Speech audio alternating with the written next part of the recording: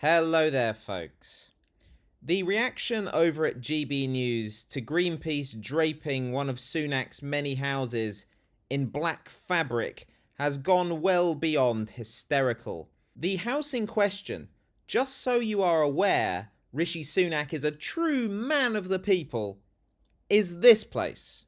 Yes, it has its own Wikipedia page. It is called Kirby Sigston Manor and is a Grade 2 listed building. Anyway, pervert Dan Wootton had a full-on meltdown over this, and he sent his lapdog, a chap called Ben Leo, to doorstep Greenpeace at their North London offices. And it's fair to say this is one of the most pathetic excuses for journalism you are likely to ever witness. Armed with absolutely no research, Ben vomited out some debunked arguments and completely ignored the sensible answers that flew back his way. This lady here on the screen sums up perfectly how we all feel about this idiot. Look at her face. It's pretty much like, who is this weirdo? Oh, let's take a look. Can you tell them we just want to know why they think it's acceptable to invade a Prime Minister's private home? I'm Ben from GB News. GB News, thank you. Is Will or Ariba here? Not really. I'm looking for Will or Ariba or whoever. So already he's just being a belligerent prick.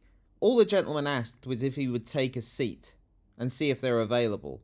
But no, he just decides to wander off in there anyway. Whoever's idea that was to invade Rishi Sunak's house. Hello, Ariba. How are you doing? Thanks for having us. Was that your idea to invade you weren't Rishi? invited, first of all. We weren't invited? No, you weren't. Oh, how ironic. Were you invited to Rishi Sunak's house this morning? He's the Prime Minister of the country. I'm just going to make myself a cup of tea, if that's all right. I really hope he was rinsing out the cup there and not just filling a tea bag with cold water. But this guy is genuinely thick, so I wouldn't put anything past him at this stage. Do you think Sunak's house invasion was a good idea? Anyone? What team do you guys work in? Are you press? Marketing? Who's the gigabrain that invented that idea today? And also, why don't you do it in China? Go to President Xi Jinping's house. Do you think you get the same reception? I know we're not dealing with the brain of Britain here, but he doesn't even know what the president of China is called. He just called him Xi Jinping. Ugh. Hence a look of confusion, no doubt. Everyone's just ignoring this moron. This is beyond cringeworthy. No answers. Nothing to say, just smirks. Just sullen smirks. You're paid 100 grand a year for ideas like that. Are you going to apologise for what you've done today? What should I apologise for? For turning up at not just the Prime Minister's house, a private man's home where he lives with his family. Doesn't matter. If you let me speak, does it? I will answer your Speak. question. Yeah. Defend it. How obnoxious. Speak. Defend it. What qualifications must you have to become a GB News journalist? And I use that word very loosely because this is not journalism. This is... Yeah, it was a peaceful protest, and the Prime Minister has allowed hundreds of new oil and gas licenses. So you think it's justified turning up to a man's private home where he lives with his family because he's approved oil and gas licenses? He wasn't there. That was a matter of national news. We checked before going. We made sure there was nobody there. It was planned with utmost care, with care for security. He wasn't there. We knocked on the door. First, there was no answer. He knocks on the door, so he jumps on his roof. Is that right? We knocked on the door to identify who we were. Are you going to apologise? No, I'm not going to apologise. We held him to account for a decision that he has backed, which is a disastrous decision. Do you know what % of global emissions the UK is responsible for? You must do. You're paid 100k a year, so you must know. I mean, it's around 1%, 2%. Right, okay. So why aren't you going to China, to Xi Jinping's palace? We have an enormous campaigning organisation in China. Greenpeace are really present in China. We do tons of work there. Do some research. Aren't you a bunch of hypocrites? Is that right? Is that what's going on there? Why? What's happened now? Yeah, what's hypocritical? Why would that come up? Because you're choosing to make a point here in the UK that somehow this country is not doing its fair share to reduce emissions. GB News was really into painting the UK as a global leader. The UK has a massive... It is on carbon emissions. It's a massive financial... 40% reduction over the past 2 decades that you guys think is acceptable. You guys think it's acceptable to invade a private man's family home, which is disgusting. Which was empty. This whole talking point about going to China to engage in protest, I hear multiple times on a daily basis now.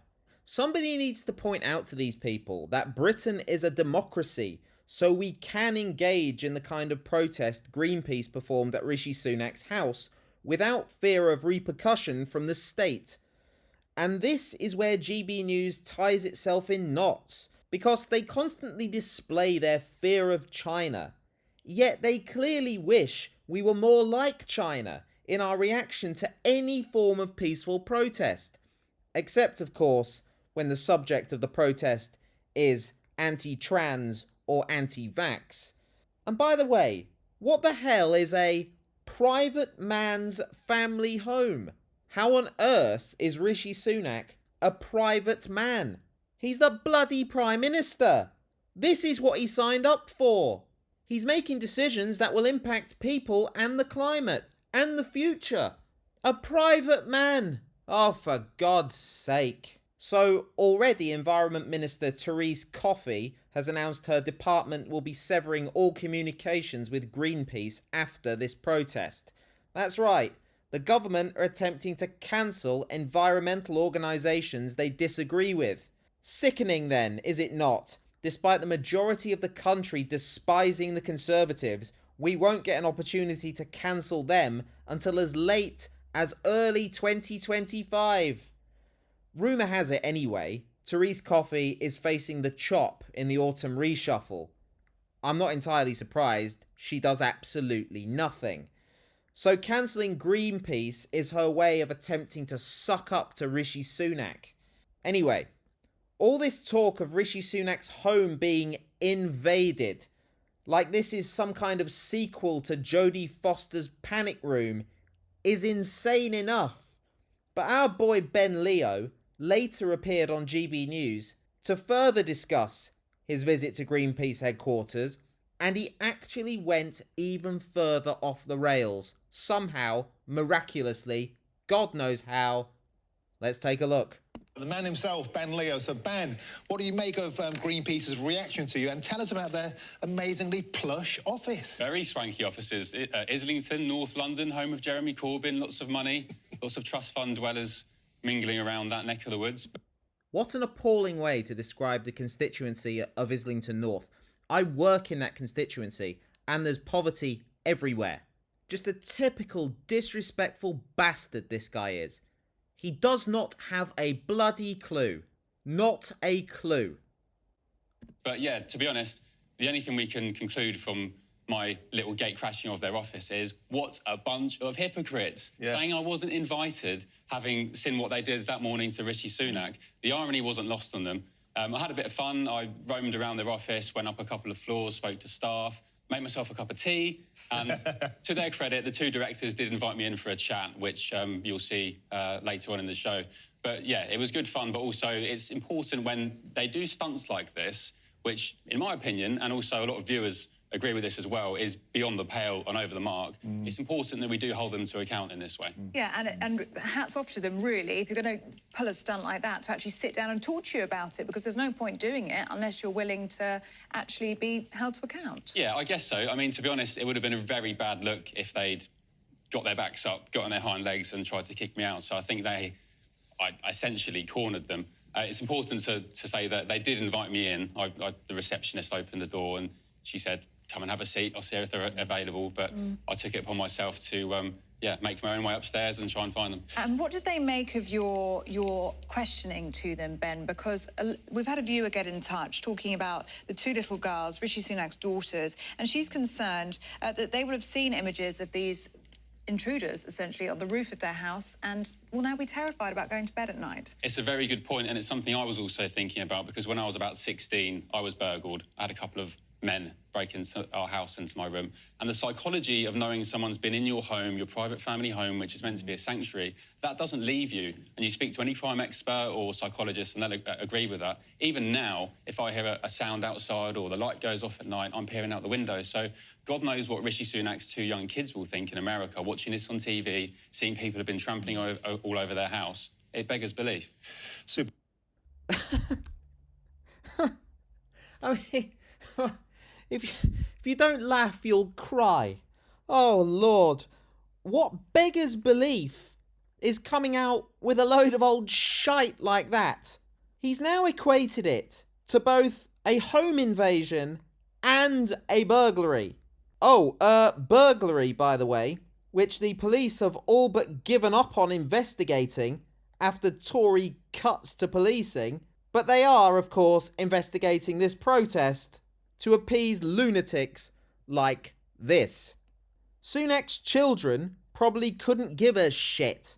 Oh, and if the trauma of their house being draped in black curtains is too much for them to bear, perhaps they could seek refuge in one of their 7 other properties. This is absolutely pathetic. What a cretin this guy is. What a loser. He is so completely without shame. And I don't normally do this, but I really want to encourage you, my audience, to head over to Twitter and comment on this post by Ben Leo. Oh, my bad. I called it Twitter again, didn't I? Sorry, it's X. Have you ever seen such a more miserable rebranding than that? Good Lord. Anyway, here is the tweet from Ben Leo. Please go and comment on it. Tell him how insane he sounds. One last point on Greenpeace. It doesn't matter if the house was empty. I was burgled at 16 when I was inside, and it terrifies you for life. Right, so firstly, Ben, it isn't a burglary. It's so completely dishonest to compare that to a burglary. Secondly, you say it doesn't matter if the house was empty, and then go on to say how you were inside your house when it was burgled, and how that terrified you for life. Well, clearly it does matter if you're inside the bloody house then, doesn't it, you pillock? Sunak's young daughters will have watched that crap unfolding on TV. Will they? They're on holiday. Will they really? I doubt they even care. How are they going to feel returning home? Well, anyway, please head over to X to comment on this post. Because honestly, since I started this channel, this might well be the most stupid thing I've ever seen. He is Dan Wootton's program editor. My God, do they deserve each other. What a pair of fools. So clearly he doesn't have any issues whatsoever working with a pervert. But he does have issues with peaceful protest. That's the kind of character we are dealing with here. Anyway, thank you for watching. I appreciate that was an absolute brain melter, so well done for sitting through it. Don't forget to like and subscribe, and I'll catch you again soon. All the best.